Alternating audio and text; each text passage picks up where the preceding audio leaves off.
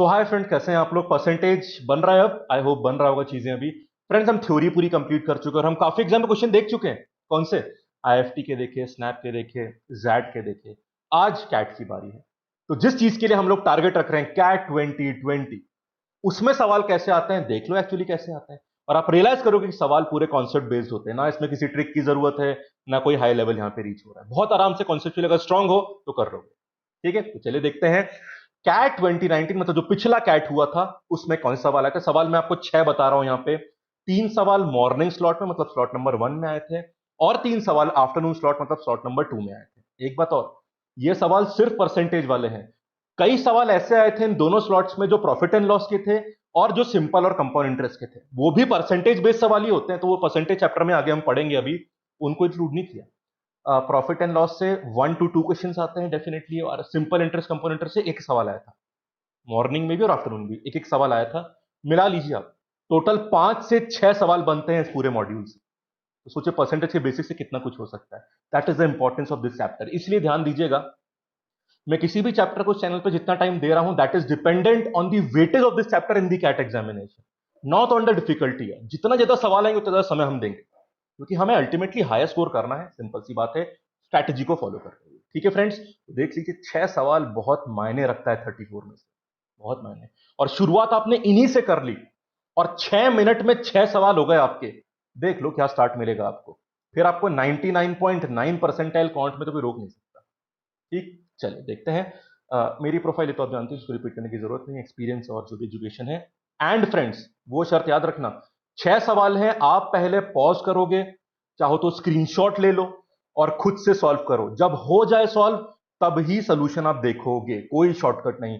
अगर आप बिना ट्राई करे हुए सोल्यूशन देखते हो या कैजुअली ट्राई करके सोल्यूशन देखते हो, नहीं फायदा होगा। स्ट्रगल करो, एग्जाम में आप अकेले रहोगे। ठीक है, और एग्जाम में कितना भी कर लो सवाल नया आएगा, टू बी ऑनेस्ट। ठीक है, तो प्लीज ये करना है आपको। समय ले लो ज्यादा यार, जरूरी नहीं कि आप 1 मिनट में कर लो, आप 2 minute low, 3 minute low, 5 minute ले लो यार, पर सवाल हो जाना चाहिए। ठीक है, फिर भी ना हो तो सोल्यूशन देखेगा, हो जाए तो भी देखेगा कुछ नया मेथड तो नहीं मिल रहा। ठीक है, तो ये छोटी सी बात है, पर इसको फॉलो करना है। आइए पहला सवाल देखते हैं। तो 6 सवाल हैं, पहले 3 सवाल स्लॉट नंबर 1 के हैं और बाद के मतलब 4, 5, 6 सवाल क्वेश्चन नंबर 4, 5, 6 आफ्टरनून स्लॉट के हैं। ये शुरू करते हैं। क्वेश्चन नंबर 1, अमला इज 20% मोर। इनकम की बात हो रही है, income of Amala is 20% more than Bimala and 20% less than Kamala. तो 3 लोग की बात हो रही है, अमला, बिमला, कमला। ठीक है, नाम भी देख रहे हो एक जैसे देता ताकि जितना कंफ्यूज कर पाए। अलग नाम दे देता ना यार, पर वो नहीं देगा। खैर, सिमिलर से नाम देता है। This also strategy.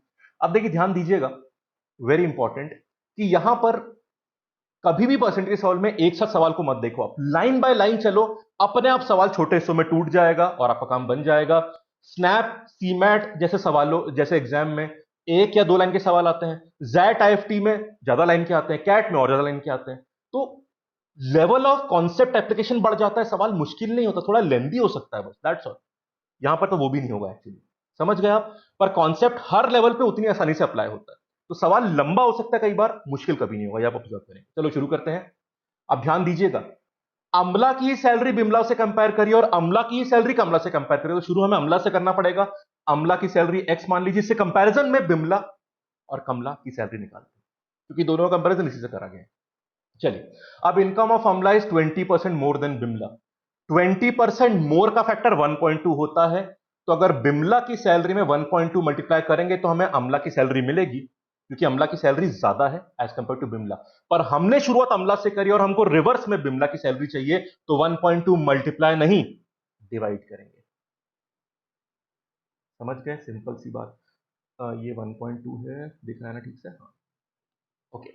एंड अमला की सैलरी कमला से भी 20% कम है। 20% लेस का फैक्टर 0.8 होता है। मतलब कमला की इनकम में 0.8 मल्टीप्लाई करने पर हमें अमला की इनकम मिल जाएगी, पर हमको उल्टा आना है, अमला से कमला की तरफ। तो 0.8 मल्टीप्लाई नहीं, डिवाइड करेंगे। देखो कितना सिंपल हो गया। आप तो एग्जाम में और जल्दी करोगे ना, जैसे मैं आपको समझा रहा हूं, आपको एग्जाम में किसी को समझाना तो है नहीं, तो करते चलोगे। ठीक है, चलो अब थोड़ा चेंजेस कर रहे हैं। कमला की सैलरी गोज अप, मतलब इंक्रीज होती है 4% से, एंड बिमला की सैलरी गोज अप बाय 10%। तो फिर हमें बताना है कि बाय हाउ मच परसेंट कमला की income would exceed Bimla's income. Percentage change निकालना है वो तो निकाल ही लेंगे, पहले चेंज कर देते हैं। तो कमला की इनकम देख लीजिए यहां पे 4% से कम हुई है। 4% कम होना मतलब 96% का बचना। तो 4% कम होने का फैक्टर 0.96 होता है। 0.6 मत बोलना, वो तो 40% कम होने का होगा। यहां पे सिर्फ 4% है, नॉट 40। ये गलती कई बार हम लोग कर देते हैं, इसलिए मैं सारे सिली मिस्टेक जहां भी हो सकती हैं आपको हर स्टेप पे पॉइंट आउट करता रहता, ताकि ऐसी गलतियां ना करें आप। ठीक है, तो 0.96 से मल्टीप्लाई कर दो, क्योंकि गोज डाउन बोला है कम होने का। ठीक है, सॉरी अगर मैंने क्वेश्चन पढ़ते वक्त गोज अप शायद गलती से बोल दिया था, I can't recall that. Goes down है ये, अगला वाला गोज अप है, तो थोड़ा ध्यान रखें। ओके, तो ये रही पिछली चीज। इस समय 0.96 मल्टीप्लाई कर दो, क्योंकि गोज डाउन है मतलब कम हुआ।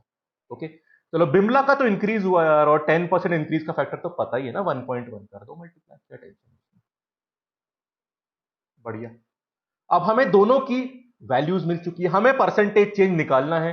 थोड़ा सही तरह से वैल्यू लिख लेते हैं, फिर परसेंटेज का फॉर्मूला तो पता ही, अप्लाई कर देंगे। डेसिमल हटा दो यहां पे, तो ये 11x/12 हो गया, और यहां से एक डेसिमल हटाना पड़ेगा, तो डेसिमल यहां शिफ्ट हो जाएगा, ये ना 9.6 हो जाएगा। 9.6, व्हाट इज 9.6/8? 1.2। 8 इंटू 12 कितना होता है? 96। डेसिमल है तो 1.2 हो जाएगा, 1.2x। अब क्या पूछ रहा है? The percentage by which Kamla's income exceeds Bimla's income, ये निकालना है, नियरेस्ट टू अप्रोक्सीमेट वैल्यू निकालनी है। परसेंटेज चेंज, तो ऊपर इनका डिफरेंस आ जाएगा। देखो यार, ऊपर डिफरेंस आएगा और नीचे, क्योंकि हम बिमला से कंपेयर कर रहे हैं तो बेस बिमला की इनकम होगी, इस कारण से नीचे भी एक्स आएगा। एक्स का जो मल्टीपल आएगा, एक्स तो कैंसिल हो जाएगा, दिख रहा है ना आपको, तो हटा दो उसको। तो ऊपर 1.2 माइनस 11/12 आएगा, नीचे बिमला की इनकम आएगी 11/12, क्योंकि परसेंटेज निकाल रहे तो इंटू 100 करना मत भूलना। ठीक है यार, एक काम करते हैं, ऊपर और नीचे 12 से मल्टीप्लाई कर देते हैं, क्योंकि 12 तो फ्रैक्शन हट जाएगा, काम आसान हो जाएगा। तो 12 से मल्टीप्लाई कर दो तो कितना आ जाएगा, मैं ऊपर यहां लिख देता हूं, चलो यहीं पे लिख देते हैं, क्या प्रॉब्लम है। तो व्हाट इज 12 इंटू 12? 144 पर डेसिमल है, तो 14.4। 14.4 माइनस, यहां से नीचे से 12 हटा, ऊपर 11 बचेगा, नीचे भी 11 बचेगा, और इंटू 100। ऊपर डिफरेंस कितना बचा बता दो यार, 3.4। ठीक है, और 100 करना है मल्टीप्लाई, तो 340 हो गया। नीचे कितना बचा अपना? 11। ये आपका आंसर है, मल्टीप्लाई कर दो। 11 इंटू 3 इज 33, 1 आया, 10 बनेगा, वो 0 पे जाएगा, फिर 0 पे 100 बनेगा। 11 इंटू 9 इज 99, मतलब 30.9 इज द आंसर। नियरेस्ट पूछा है 31, ऑप्शन में दिख रहा है, आंसर मार्क कर दो। Nearly equal to 31%, exact value 30.9। समझ गए? आ गया, ये रहा कैट का सब। अब आप बताओ, इसको बेसिक बोलोगे, हाई लेवल बोलोगे, या जस्ट कॉन्सेप्चुअल स्ट्रेंथ बोलोगे? कॉन्सेप्चुअल स्ट्रेंथ, यही सफलता का राज है। पूरा खेल आपकी प्रैक्टिस, आपकी मेहनत और आपके कॉन्सेप्ट की स्ट्रेंथ पे डिपेंड करता है। ट्रिक नाम की, अब एक बात बताओ, कई लोग बोलते हैं 1.2 से डिवाइड करो, ट्रिक लगा दी। अरे क्या ट्रिक लगा दी यार, ये तो परसेंट का कॉन्सेप्ट ही होता है ना, तो कॉन्सेप्ट को ट्रिक क्यों बताना है? I think it's a misleading word, I don't agree with that. है ठीक है, आंसर आ गया, सिंपल था ना।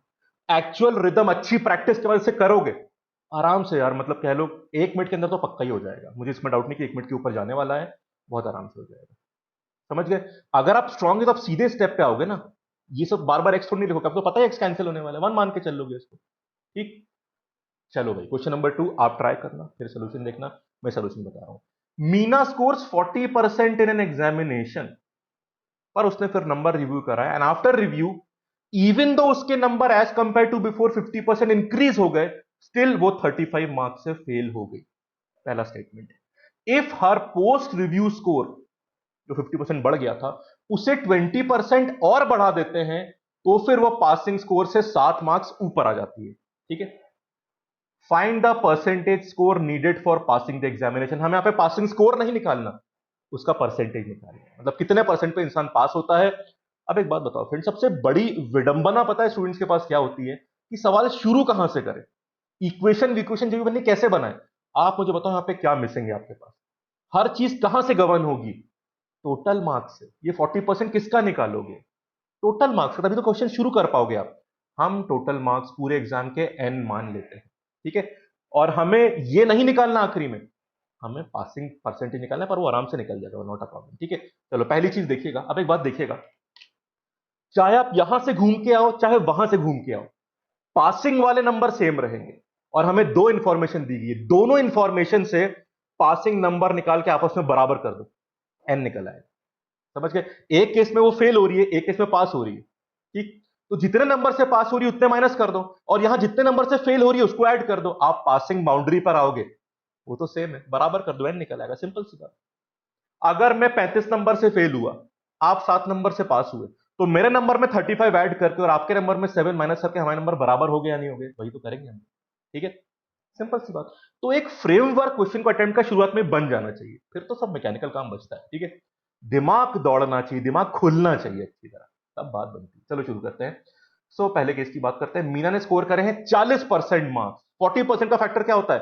40/100। ये इंक्रीज डिक्रीज की बात नहीं हो रही, यहां पे सीधी बात हो रही है। 40/100 0.4 होता है, तो 0.4 n उसके नंबर आते हैं, फिर वो नंबर रिव्यू में सबमिट करती है, उससे उसके नंबर 50% बढ़ जाते हैं। 50% इंक्रीज का फैक्टर 1.5 होता है। चलो भैया उसके नंबर 1.5 बढ़ा दिए। इसके बाद वो 35 मार्क्स से फेल होती है, मतलब इन नंबरों में अगर मैं 35 को ऐड कर दूं तो मैं कहां पहुंच चुका हूं? पासिंग नंबर, ठीक है। यही पासिंग नंबर अगले केस से निकाल के लाते हैं। अब देखिए क्या हुआ, उसके नंबर इतने आए थे और ये 1.5, ये नंबर अगर 20% फिर से बढ़ जाते हैं, व्हाट इज 20% बढ़ना? 1.2।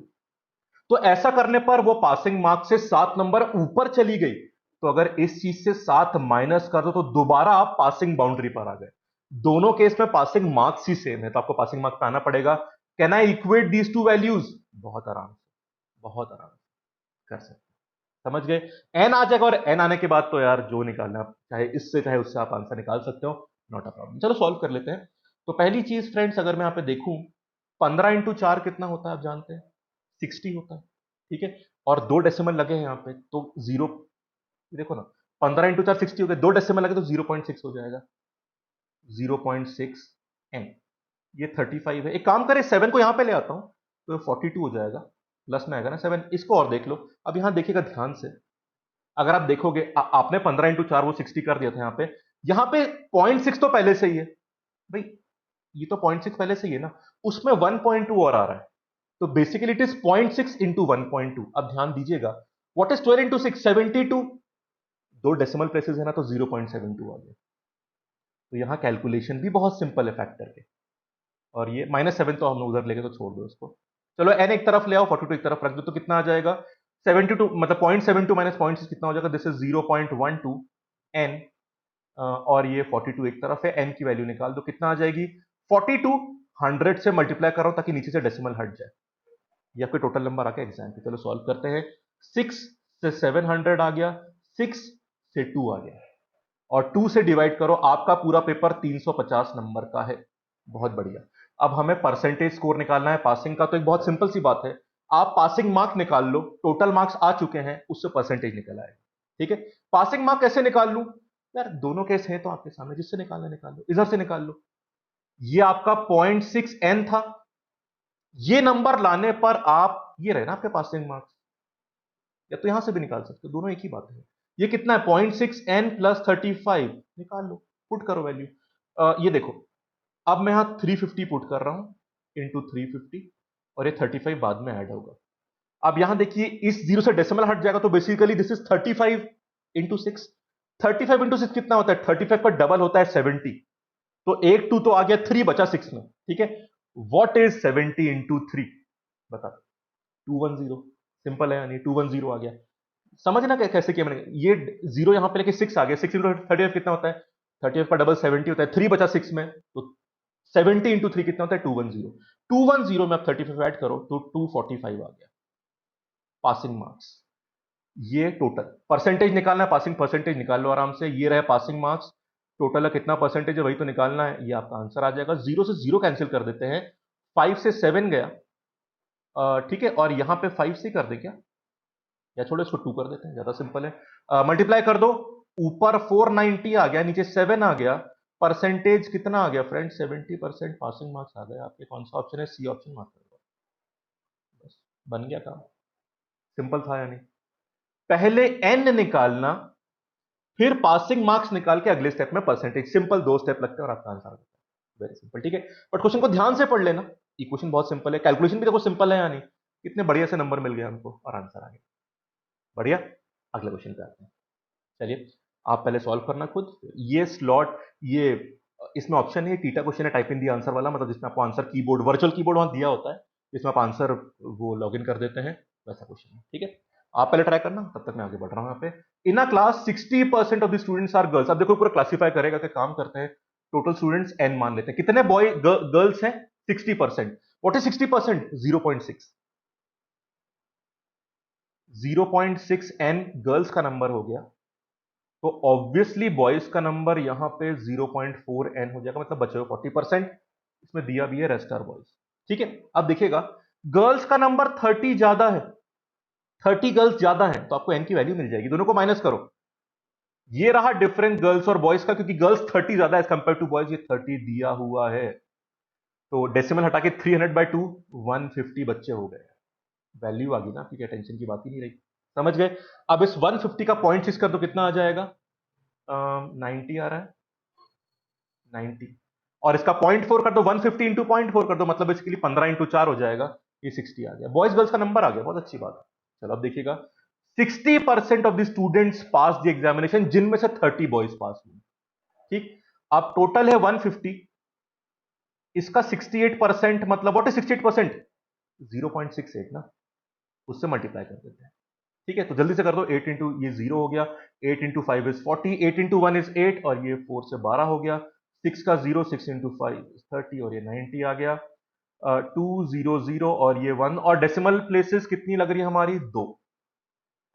102 बच्चे पास हुए हैं, इसमें से 30 बॉयज पास हुए। इनको हटा दीजिए, गर्ल्स 72 पास हुई होंगी। अब पूछा क्या है? Percentage of girls who have passed or who have not passed. Not pass, 72 girls pass हुई हैं, तो बाकी 18 वाली पास नहीं हुई होंगी, इन्हीं का परसेंटेज निकालना है कि कितनी परसेंट गर्ल पास नहीं हुई है। 18 टोटल में, टोटल लोगे गर्ल्स का नंबर, लो गर्ल्स का नंबर, परसेंटेज ऑफ गर्ल्स निकालना है कि गर्ल्स में से कितनी पास नहीं हुई है, तो गर्ल्स का नंबर आ गया, सॉरी, हाँ, और ये इंटू 100 कर दो। 18/90 कितना होता है? 1/5, और 1/5 आप जानते हैं 20% होता है। ये आंसर आ गया। आपको कीबोर्ड से 2 और 0 एंटर करना पड़ेगा, 20 आंसर होगा। परसेंटेज तो सवाल में दिया, तो परसेंटेज साइन आपको एंटर नहीं करना, बस 20 एंटर करना पड़ेगा, 20 आंसर हो जाएगा। सिंपल, देख लो कितना सिंपल। ये कैट का सवाल है, ये काम बनने लायक क्या नहीं है, इतनी मुश्किल चीज है कि हम लोग आधा डर जाते हैं, बस डरने की समस्या है। ठीक है, बाकी सब बढ़िया है। अब जो 3 सवाल मिलेंगे आपको, 4, 5 और 6, ये सवाल आफ्टरनून स्लॉट के। मैं एक्चुअली, मैंने भी कैट 2019 दिया था, बट वो आफ्टरनून स्लॉट में दिए, तो ये मुझे सवाल दिखे थे वहां पे। तो अब जो 3 सवाल है वो सेकंड स्लॉट के हैं, कैट 2019 के। बस यही 3 सवाल थे। एक सवाल में थोड़ा रेशियो आएगा आखिरी सवाल में, बट उसमें परसेंटेज भी काफी हद तक है, तो मैं ले आया आपके लिए। कई बार चैप्टर कॉम्बिनेशन में आ जाते हैं। चलिए सवाल पढ़िएगा, बढ़िया सवाल था ये। इन 2010 आ लाइब्रेरी कंटेन्स 11,500 बुक्स। समझ गए? 11,500 बुक्स, दो कैटेगरी किताबों की, फिक्शन और नॉन फिक्शन। 2015 में किताबों का नंबर 12,760 हो गया है। कैटेगरी दो रहेंगी आपकी। अब देखिएगा, during this period fiction category में 10% का इंक्रीज होता है, और हाँ, और नॉन फिक्शन में 12% का इंक्रीज होता है। तो 2015 में फिक्शन बुक्स कितनी आपको बताना है। सिंपल सी बात, क्वेश्चन शुरू कैसे करें? आपको यहां पे टोटल की बहुत सारी बातें कर दी, और इंडिविजुअली कितना इंक्रीज है वो बात कर दी आपसे। आपके पास क्या नहीं है? आपके पास फिक्शन और नॉन फिक्शन का इनिशियल नंबर नहीं है, तो शुरू वहीं से करेंगे। ठीक है, सिंपल काम करते हैं। ये मान लेते हैं कि 2010 में फिक्शन किताबें एक्स थी और नॉन फिक्शन वाली वाई थी। तो पहली इक्वेशन क्या बन जाएगी? X plus y will be equal to 11500। अब दोनों की वैल्यू इंक्रीज हो रही है, कर दो, इंक्रीज करना आता है, तो दोनों इंक्रीज ही हुए ना। हाँ, तो फिक्शन 10% से इंक्रीज 1.1 फैक्टर है। ठीक है, तो ये 1.1x हो गया, प्लस, ठीक है, प्लस 12% का इंक्रीज नॉन फिक्शन में। 12% का फैक्टर क्या होता है? 1.2 या 1.12? 1.12, 1.2 तो 20% इंडिकेट करेगा, 1.2 विल इंडिकेट 20%। बात समझ गए ना? हमें 1.12 करना है, 1.12 of 1। This is the new sum for 2015, जो वैल्यू दे रखी है हमको यहां पे, देख लो, 12760। सवाल हो गया नहीं हो गया? अब तो इक्वेशन देखो, परसेंटेज तो खत्म हो गया, इक्वेशन से सॉल्व करना है। दो वेरिएबल, दो इक्वेशन आराम से सॉल्व कर लो, एलिमिनेट करते हैं यार। देखो वैसे हमको फिक्शन का नंबर निकालना है, पर फिक्शन वाले का फैक्टर आसान है, मतलब 1.1 is easier as compare to 1.12। तो मैं x को पहले हटाऊंगा, ऑल्दो मुझे निकालना वही है, पर अगर मैं पहले y को हटाऊंगा ना तो 1.12 फैक्टर थोड़ा लंबा हो जाएगा, कैलकुलेशन थोड़े अजीब हो जाएंगे उसमें, ठीक है। तो मैं फर्स्ट इक्वेशन को 1.1 से मल्टीप्लाई कर रहा हूं और उसे यहां पे लिख देता हूं। तो 1.1x प्लस 1.1y, इसको मल्टीप्लाई कर दो 1.1 से, तो 11500, एक और प्लेस खिसकाओ 11500, ठीक है। तो 005126, सही है। डेसिमल प्लेस कितनी लगा, कहां गया, हाँ डेसिमल प्लेस एक लगानी थी तो ये लगा दी, 12650 हो गया। अब दोनों को माइनस कर दो, तो x तो हट गया, इधर कितना बचेगा देख लो, 0.02y, और यहां कितना बच गया 110, y निकल आया। 100 से मल्टीप्लाई कर दो ताकि डेसिमल हट जाए, नीचे 2 आ गया, कितना वैल्यू आ रही है फ्रेंड्स, दिस इज 5500। y की वैल्यू आ गई तो x तो आ जाएगा, इस टोटल में से 550 माइनस करो ना तो मिल जाएगा, कितना आ जाएगा 6000।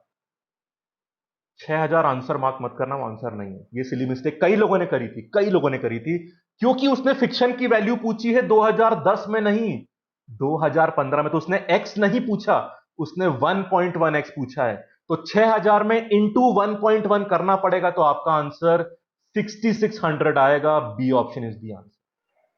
अनफॉर्चुनेटली सिली मिस्टेक कई लोगों ने कर दी और इतने इजी नंबर मिस कर गए। सिली मिस्टेक कभी मत करना, क्योंकि अक्सर हम कुछ फैक्ट को कैजुअली पढ़ते हैं, मत पढ़ना, क्योंकि जब गलत आंसर मिल जाए तो दिमाग काम नहीं करता उतना, be very very careful. B option is the answer. कितने लोगों ने गलती से सी ऑप्शन मार्क किया, दिल से बताना कमेंट सेक्शन, अगर ये गलती हुई है honestly admit, it's a learning for all of us, okay. Next question, दो सवाल और है फिर कहानी खत्म। स्लॉट 2 पे चल रहे हैं कैट 2019 के। इन एन एग्जामिनेशन, अब अगेन कंपैरिजन वाला सवाल, ए का स्कोर बी से 10% कम है, लेस या मोर पे ध्यान रखना। Score of B was 20%, 25% more than C, and the score of C was 20% less than D. अब अगर ए के नंबर 72 आए तो डी के नंबर कितने आएंगे, तो ए के नंबर से मूव करते करते करते हमको डी के नंबर तक जाना है, आराम से कर लेंगे यार। ए के नंबर हो गए ए बी सी डी, आराम से पहुंचेंगे सीधे एक साथ 72। अब देखिए ए के नंबर बी से 10%, सॉरी 10% कम है, मतलब 0.9, मतलब बी के नंबर में 0.9 मल्टीप्लाई करने पर ए के नंबर मिलेंगे, पर हम तो रिवर्स में आ रहे हैं, रिवर्स में, तो 0.9 डिवाइड करेंगे, ठीक है। तो अगर आपको यहां से यहां आना है तो डिवाइड बाय 0.9 करिए, वो कितना हो जाएगा बता दो ना यार। 72 बाय 0.9 कितना होता है डेसिमल से, मतलब इंटू 10 का, तो 720 बाय 9 80 होता है, आपको पता है ना 80 इंटू 9 कितना होता है 72, तो देखिए रहा है यहाँ पे, ठीक है। देखो वैसे ही सब करने की जरूरत नहीं, पर आपको दिखा देता हूँ, डेसिमल हटाया, जीरो ऐड कर दिया तो ये 80 आ जाता है, पर दिखना चाहिए यार, 80 इंटू 9 72 होता है। चलो भाई और पीछे आना है यहाँ पे, बी के मार्क्स 25% मोर है सी से, 25% का फैक्टर इंक्रीज मोर बोला है तो 1.25, व्हाट इज 1.25, व्हाट इज 1.25, 5/4, पर हम उल्टा आ रहे हैं तो हम 4/4, तो अगर सी से बी में जा रहे हैं तो 5/4 से मल्टीप्लाई करते हैं, मतलब 1.25, पर क्योंकि आप बी से सी में आ रहे हैं तो उल्टा करना है, तो 4/5 से मल्टीप्लाई करोगे, रेसिप्रोकल, ठीक है। तो आप 80 इंटू 4/5 कर दो, काम बन जाएगा, कितना आ जाएगा 80/5 16 होता है, 16, और 16 इंटू 4 कितना होता है 64, 64, एक स्टेप और आंसर आ जाएगा। सी का स्कोर 80, सॉरी सी का स्कोर 20% कम है डी से, 20% लेस का फैक्टर 0.8 होता है, पर क्योंकि आप रिवर्स आ रहे तो 0.8 मल्टीप्लाई नहीं, आप डिवाइड करोगे, आप 0.8 डिवाइड करोगे, तो बेसिकली 640/8 हो जाएगा, 80 आंसर आ गया आपका। समझाया मैंने बहुत, आपको कुछ समझाना किसी को तो है नहीं, आप आधे मिनट में पूरा क्वेश्चन 3 स्टेज में कर डालेंगे, but you should be strong in what, multiplication factor, यही पूरा खेल है इस चैप्टर का। सिंपल था नहीं, 80 is the answer. Theta question था टाइप इन द आंसर वाला, मतलब इसमें आपको आंसर कीबोर्ड से 80 लिखना पड़ेगा, वो लास्ट क्वेश्चन देख लो। इसमें थोड़ा रेशियो वाला पार्ट आता है, तो मैंने कहा इसको रेशियो में क्या कराना, रेशियो में भी करवा देंगे, यहां पर भी कर लेते हैं सेम थिंग। देखना, रमेश, गणेश और राजेश की सैलरीज का रेशियो है 6:5:7, ठीक है, 2010 की बात हो रही है। 2015 में रेशियो ये वाला हो गया, ठीक। अब रमेश की सैलरी इस फेज में 25% से बड़ी है, तो राजेश की सैलरी कितने से बड़ी होगी? समझ गए? तो देखो, चक्कर यहां पे ये है कि कुछ टोटल इनकी सैलरी का 2010 में रहा होगा, जिसको इन्होंने डिवाइड किया 6:5:7 में, इस रेशियो में। फिर 2015 का टोटल चेंज हो गया होगा, ठीक, उसको इस रेशियो में डिवाइड किया। नाउ द प्रॉब्लम इज, ये दोनों टोटल जो अलग है, इनका आपस का रेशियो मुझे नहीं पता, या आपस का रिलेशन मुझे नहीं पता। अगर रिलेशन निकल के आ जाए, उसके लिए इसने रमेश का रिलेशन दिया है, तो मैं राजेश का भी आंसर आराम से निकाल दूंगा। ठीक, तो पहली चीज, 2010 में जो टोटल सैलरी है उसको हम लोग एक्स मान लेते हैं, टोटल सैलरी की बात कर रहा हूं, फिर रेशियो में तो डिवाइड कर ही देंगे। कैसे डिवाइड करोगे? What is 6+5+7? 18। 6 पार्ट्स उसमें से रमेश के हैं, 5 गणेश के और राजेश के 7 पार्ट, मतलब 6/18 रमेश के लिए, 5/18 गणेश के लिए और 7/18 राजेश के लिए। वो काम तो आसान रहता है। और 2015 में टोटल सैलरी तीनों की वाई मान लेते हैं। बढ़िया, सिंपल है ना? चलिए, तो हम पहले काम करते हैं, रमेश की गिवन इंफॉर्मेशन से हम लोग निकालते हैं एक्स और वाई की वैल्यू, फिर राजेश का आंसर आराम से आ जाएगा। तो पहले रमेश की सैलरी निकालिए जो 2010 में थी। कितनी थी? यहां लिखा हुआ है, टोटल 18 पार्ट, उसमें से 6 पार्ट रमेश के हैं। 6/18 1/3 होता है, तो x का 1/3 करने पर x/3 आ गया। अब देखिएगा, रमेश की सैलरी 25% इंक्रीज हो रही है। व्हाट इज 25% इंक्रीज का फैक्टर? 1.25 इंक्रीज बोला है। 1.25 5/4 होता है। मतलब ये रमेश की 2010 की सैलरी में अगर आप 1.25 मल्टीप्लाई करो या 5/4 मल्टीप्लाई करो, तो फिर आपको रमेश की सैलरी मिल जाएगी कब में? 2015 में। जो निकाल दो आप। कितनी है यहां पे?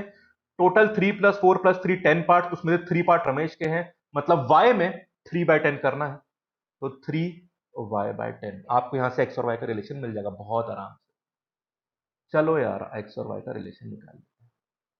ठीक है, तो कितना, इन सबको ऊपर ले जाते हैं, तो 3 × 3 इज 9, × 4 36, और ये 5 नीचे आएगा, तो 5 × 10 इज ये 50 आ गया।